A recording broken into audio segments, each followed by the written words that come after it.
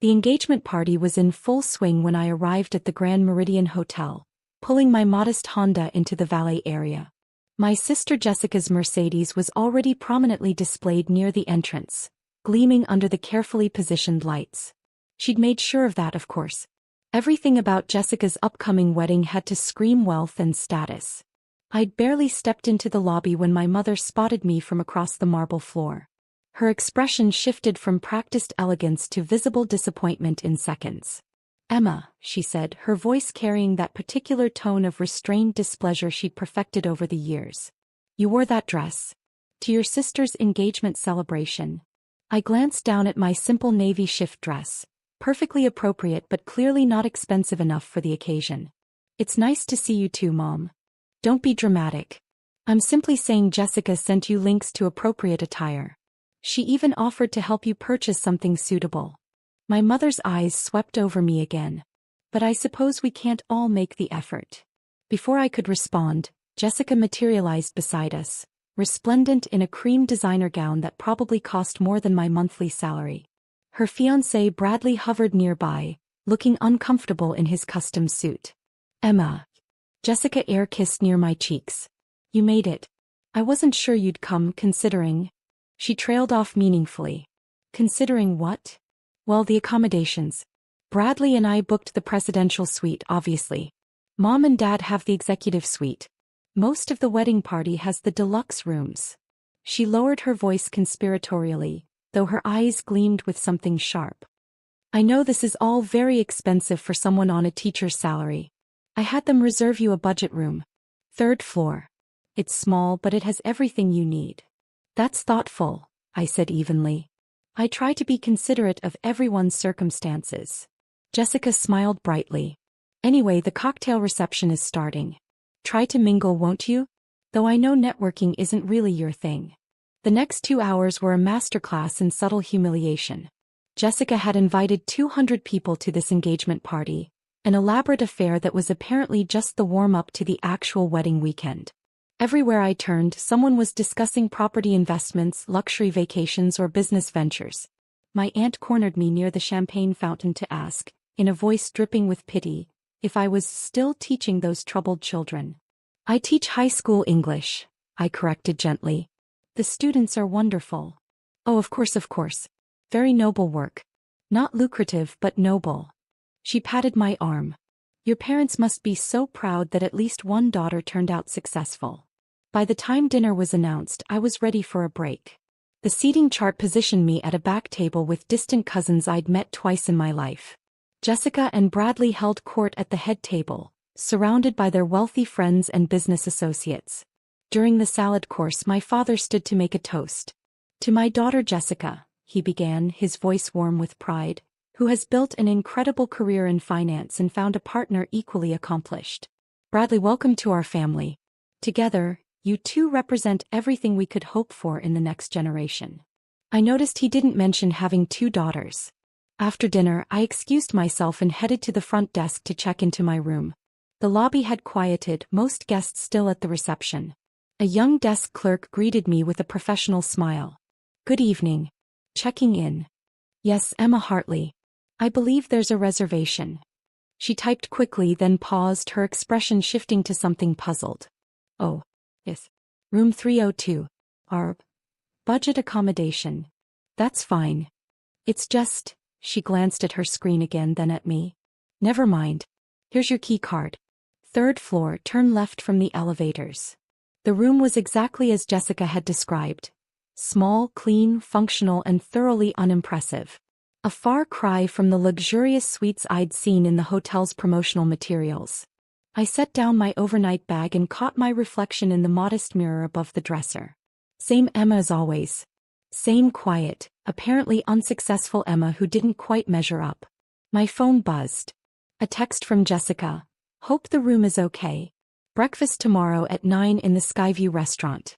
It's formal, so dress accordingly." I was about to respond when another text came through, this one from my mother.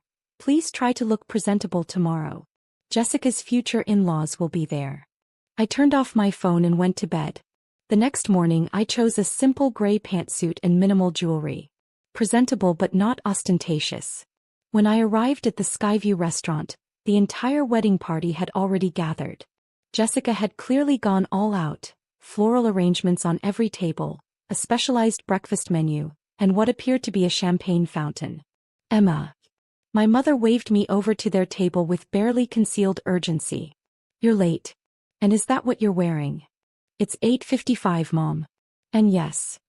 Never mind. Just try to make conversation, please. Bradley's parents are here. She gestured to an elegant couple who were deep in discussion with my father about golf club memberships. I found a seat at the edge of the table next to a bridesmaid I'd never met. She introduced herself as Veronica and immediately launched into a story about her recent purchase of a vacation home in the Hamptons. I nodded politely and focused on my coffee. Midway through breakfast, Jessica stood and clinked her glass for attention. Everyone, I just want to say thank you for being here. This weekend means everything to Bradley and me. We've worked so hard to build our careers and our life together, and having you all here at this beautiful hotel to celebrate with us is just perfect. Applause rippled through the room. Bradley stood and wrapped an arm around her waist. We're also excited to announce that we've just closed on a penthouse in the city. Jessica's bonus this year made it possible. More applause. My mother practically glowed with pride. And, Jessica continued, her eyes scanning the room until they landed on me, we wanted to make sure everyone could be part of this weekend, regardless of their financial situation. That's why we made arrangements for family members who might struggle with the costs. Because family is family, even when some of us are more successful than others. Several people glanced in my direction. I felt heat creep up my neck but kept my expression neutral. After breakfast, as guests dispersed to enjoy the hotel's amenities, Jessica approached me with her bridal party in tow. Emma, we're doing spa treatments this afternoon. It's $500 per person, so I didn't book you. I figured that would be too much on a teacher's budget. I appreciate your consideration, I said quietly. But you could come sit in the relaxation lounge with us. They have free cucumber water. Veronica giggled at this. I think I'll explore the hotel instead. Jessica's smile sharpened. Of course. Though I should warn you, the amenities here are really geared toward a certain clientele. The pool requires resort wear, no basic one-pieces, you know. The fitness center has a dress code. Even the business center requires a day pass. I'll manage. I'm sure you will. She leaned closer. Look, Emma, I know this weekend probably makes you feel bad about your choices. Teaching instead of pursuing a real career. Living in that tiny apartment. Never finding someone successful like Bradley. But you shouldn't feel bad. Not everyone can be accomplished. Someone has to be ordinary. Something flickered in my chest, not anger but a distant sadness. If you say so, Jessica. I do say so. And honestly, it's good for people to see the contrast. Makes Bradley and me look even better. She laughed as if this were a joke, but her eyes were serious. Anyway, enjoy your afternoon. Try not to feel too out of place. As she walked away, Veronica stage whispered, Is that really your sister? She's so successful and put together. You two are nothing alike. I spent the afternoon in my small room, reading and trying to ignore the succession of texts from family members. My aunt wanted to know if I needed help finding professional clothing for the rehearsal dinner. My cousin asked if I was doing okay financially, and offered to send me links to budgeting apps. Even my father sent a brief message. Your mother and I hope you're being pleasant to Jessica's friends. This is an important weekend for her. By evening I'd had enough. The rehearsal dinner was scheduled for 7 o'clock in the hotel's grand ballroom. I arrived exactly on time, wearing the one formal dress I'd packed, a simple black number I'd had for years. My mother intercepted me at the door. Emma. That dress. What about it? You wore it to your cousin's wedding 3 years ago. People will remember. Then they have excellent memories. She sighed dramatically. Just try not to embarrass us, please. The ballroom was spectacular. Crystal chandeliers, floor-to-ceiling windows overlooking the city, tables draped in ivory silk. Jessica had outdone herself. I found my place card at a table near the kitchen doors, as far from the head table as possible while still technically being in the room. Dinner was an elaborate 5-course affair.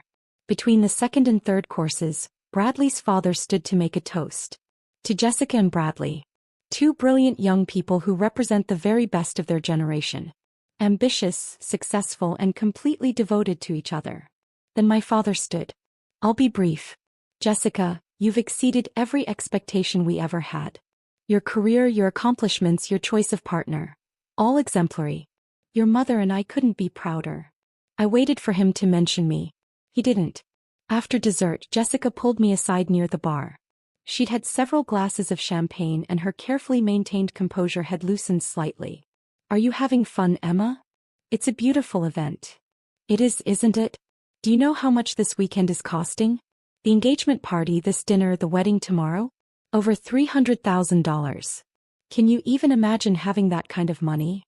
I'm happy you have the resources to celebrate how you want. Resources? She laughed. Such a teacher word.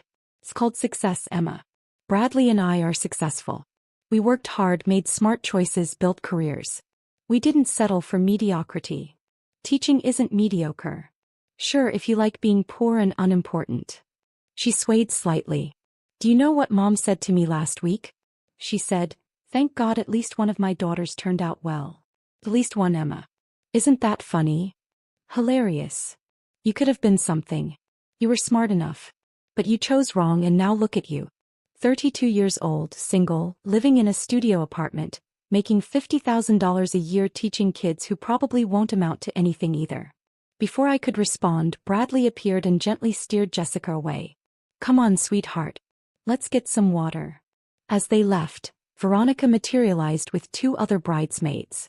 Oh my God, is it true you're staying in one of the budget rooms? Like the ones they give to staff families. I'm staying in room 302 if that's what you mean. That's so sad. I mean, Jessica tried to help you out by getting you a cheap room, but still. Being here and seeing how the other half lives must be really hard for you. I'm managing. You're so brave. She said it like a compliment, but her eyes were gleaming with amusement. I excused myself and headed back to my room. The hallway on the 3rd floor was quiet, almost institutional compared to the luxury of the upper floors. I just unlocked my door when my phone rang. Unknown number. Hello. Ms. Hartley? This is James Mitchell, the general manager of the Grand Meridian. I apologize for the late call, but I wanted to personally welcome you to our hotel. I understand you're here for a family wedding. Yes, that's right. Wonderful. I also wanted to let you know that if you need anything at all during your stay, please don't hesitate to contact me directly. We want to ensure your experience is perfect. That's very kind. The room is fine. There was a pause. The room. Yes. Ms. Hartley, if I may ask, is there a reason you didn't mention your relationship with the property when you made your reservation? My sister made the reservation. And I prefer to keep certain things private, Mr. Mitchell. Of course. I completely understand. But if you change your mind about the accommodations. The room is fine. Thank you for calling. After I hung up, I sat on the edge of the narrow bed and allowed myself a small smile. Tomorrow was going to be interesting. The wedding day dawned bright and clear. I dressed in the one formal gown I'd brought, a deep emerald silk that I'd purchased years ago but rarely had occasion to wear. When I arrived at the bridal suite to check in with my family, my mother took one look at me and frowned. Green? To a wedding. It's a perfectly appropriate color. If you say so. She turned back to Jessica, who was holding court in a white silk robe, surrounded by makeup artists and hairstylists. Sweetheart, you look absolutely radiant. Jessica caught my reflection in the mirror. Emma. You came. I thought maybe you'd skip the actual ceremony. You know, given how uncomfortable you must feel. I wouldn't miss it. Well, you can't stay long. This room is for the bridal party only. You understand. I did understand. I left and made my way to the ceremony venue, a stunning outdoor terrace on the hotel's top floor. Rows of white chairs faced an elaborate floral arch. A string quartet played softly. It was objectively beautiful. The ceremony began precisely at 2 o'clock. Jessica looked stunning in her designer gown. Bradley looked appropriately moved. My father walked her down the aisle with visible pride. The officiant spoke about love and partnership and building a future together. I sat in the back row and watched my sister marry a man who would probably never know the parts of her that weren't carefully curated for public consumption. The reception was held in the grand ballroom, transformed now with thousands of flowers and elaborate lighting. I found my place card at a table with distant relatives again. Jessica and Bradley made their grand entrance to thunderous applause. The first dance was choreographed and perfect. The toasts were glowing. My father stood during dinner. Today I gained a son and watched my daughter become part of an exceptional partnership. Jessica and Bradley, you represent everything we hoped you'd be. Successful, ambitious, and completely devoted to excellence. Still no mention of having 2 daughters. Between courses, Jessica and Bradley circulated among the tables. When they reached mine, Jessica was glowing with champagne and triumph. Emma, are you having a good time? It's a beautiful wedding. It really is, isn't it? Worth every penny. Though I suppose $300,000 seems like an impossible amount to someone like you. She leaned down, her voice lowering. You know what the worst part is? Mom and Dad didn't even want to invite you. They said it would be awkward having you here when everyone else is so successful. But I insisted. Because that's what good sisters do. How generous of you. I thought so. He straightened. Anyway, enjoy the rest of the reception. Try the champagne. It's $400 a bottle. Probably the most expensive thing you'll ever drink. As she walked away, one of Bradley's groomsmen slid into the empty seat beside me. You're the sister, right? The teacher. Yes. That's cool. I mean, it's no Fortune 500 company, but someone's gotta do it, right? He grinned like he'd said something kind. The reception continued. Dancing, more champagne, and elaborate cake cutting. Around 9 o'clock, I decided I'd fulfilled my family obligation and quietly slipped out. The lobby was bustling with hotel guests and wedding attendees spilling over from the reception. I was heading toward the elevators when I heard my name. Ms. Hartley. I turned to find James Mitchell, the general manager, approaching with what appeared to be concern. Is everything all right? You're leaving the reception early? Just tired. It's been a long weekend. Of course. Though I did want to speak with you briefly if you have a moment. Before I could respond, my mother's voice cut through the lobby. Emma. Where are you going? The reception isn't over. She approached with my father in tow, both looking displeased. Behind them, I could see Jessica and several wedding guests had followed, apparently curious about the commotion. I was just heading to my room, Mom. Without saying goodbye. How rude. My mother noticed Mr. Mitchell. Oh, I'm sorry. We didn't mean to interrupt. Mr. Mitchell smiled politely. No interruption at all, Mrs. Hartley. I was just speaking with Ms. Hartley about her stay. I hope she hasn't been complaining. My mother laughed lightly. We explained that she's on a limited budget. The budget room was appropriate for her circumstances. Mom, I said quietly. What? It's true. You can't afford to stay in a luxury hotel like this on a teacher's salary. There's no shame in that. Jessica had reached us now, slightly breathless from her hurried exit from the ballroom. What's going on? Nothing, I said. I was just leaving. The manager stopped her, my mother explained. I hope Emma didn't cause any problems with her accommodations. Mr. Mitchell's expression had shifted to something carefully neutral. No problems at all. Though I confess I'm somewhat confused by the situation. What situation? Jessica's eyes narrowed. Well, Mr. Mitchell said slowly, I'm trying to understand why Ms. Emma Hartley, the owner of this hotel, was placed in our smallest budget room while her family occupies the luxury suites. The lobby seemed to go very quiet. My mother stared. What? Ms. Hartley owns the Grand Meridian, Mr. Mitchell continued, his voice clear and professional. She's owned it for 5 years along with 6 other properties in this chain. I've been the general manager here for 3 years, and she's been an exceptionally supportive owner. Which is why I was quite surprised to see her checked into room 302. Jessica's face had gone pale. That's not possible. I assure you it is. Mr. Mitchell gestured to a woman approaching from the business center. This is Patricia Coleman, our director of operations. Perhaps she can clarify. Patricia, a sharp-eyed woman in her 50s, nodded to me respectfully. Ms. Hartley, I wanted to personally thank you for the staff bonuses you approved last quarter. The team really appreciated it. You're welcome, Patricia. My father found his voice. Emma, what is this? This is my hotel, Dad. I bought it 5 years ago. The Grand Meridian was struggling and I saw potential. I've been working with Mr. Mitchell to turn it around. But you're a teacher, my mother whispered. I am a teacher. I also invest in real estate. The two aren't mutually exclusive. Jessica was shaking her head. No. This is some kind of mistake. You live in a studio apartment. You drive a Honda. I live simply because I prefer to. And I invest my money rather than spending it on expensive cars. I turned to Mr. Mitchell. Thank you for your concern about my accommodations. I chose the budget room deliberately. I wanted to experience what our most cost-conscious guests experience. Of course. He paused. Though I should mention that room 302 is scheduled for renovation next month. The budget tier hasn't been performing well in our guest satisfaction surveys. I noticed. Let's discuss upgrades tomorrow. Patricia cleared her throat gently. Ms. Hartley, I hate to interrupt, but the city councilwoman just arrived. She's hoping to speak with you about your proposal for the Community Education Fund. The what? My father's voice was faint. Ms. Hartley has been working with the city to establish a fund that provides resources for public school teachers, Patricia explained. It's quite generous, $5 million over 5 years. My mother sat down heavily on a nearby sofa. Jessica was staring at me like she'd never seen me before. You have $5 million to give away? I have considerably more than that, Jessica. But I prefer to use it for things that matter. Education. Community development. Sustainable business practices. I paused. Not $400 bottles of champagne at weddings designed to impress people who don't really care about you. Emma. My father stepped forward.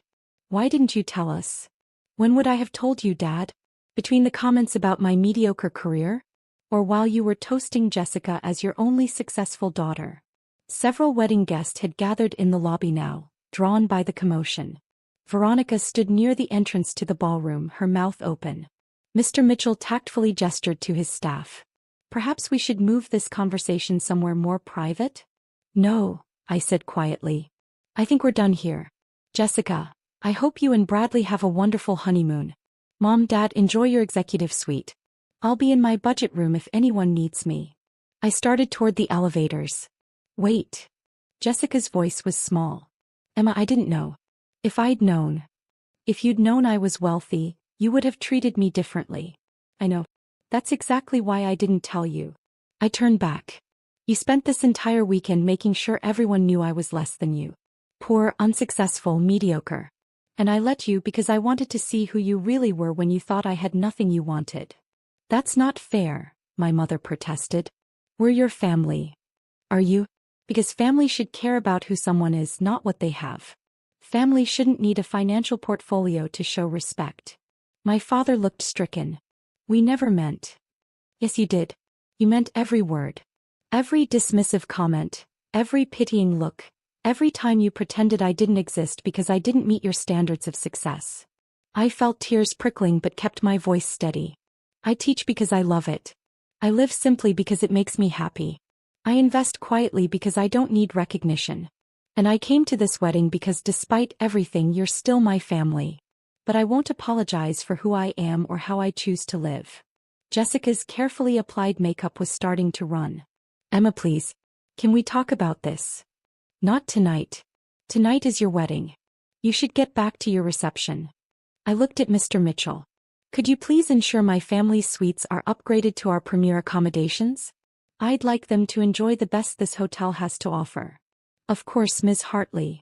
And tomorrow morning, I'd like to meet with you and Patricia to discuss expanding our scholarship program for hospitality students.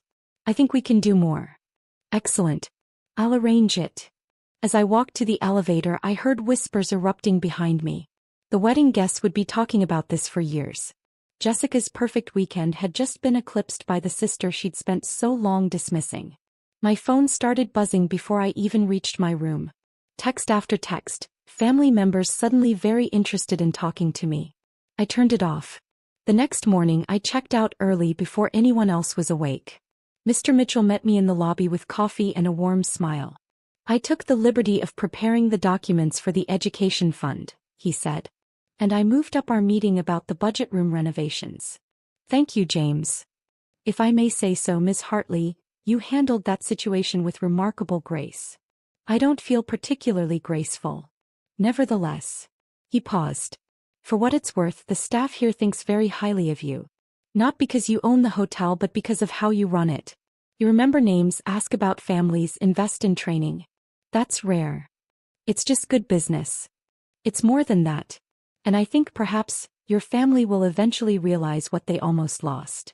I wasn't sure about that. But as I drove away from the Grand Meridian, watching it shrink in my rearview mirror, I felt something settle in my chest. Not anger. Not even sadness anymore. Just clarity. My phone buzzed. I turned it back on. A text from Jessica. Please call me. We need to talk. I'm so sorry. Another from my mother. Emma, let's have lunch this week. There's been a terrible misunderstanding. One from my father. I'm proud of what you've accomplished. I should have said so before. I would respond eventually. But not today. Today I had a meeting with the city councilwoman about the education fund. Tomorrow I had a property inspection at one of my other hotels. Next week I was meeting with a group of teachers to discuss classroom resources. My life was full. It had always been full. It just hadn't been full of the things my family valued. And that, I was finally beginning to understand, was perfectly fine.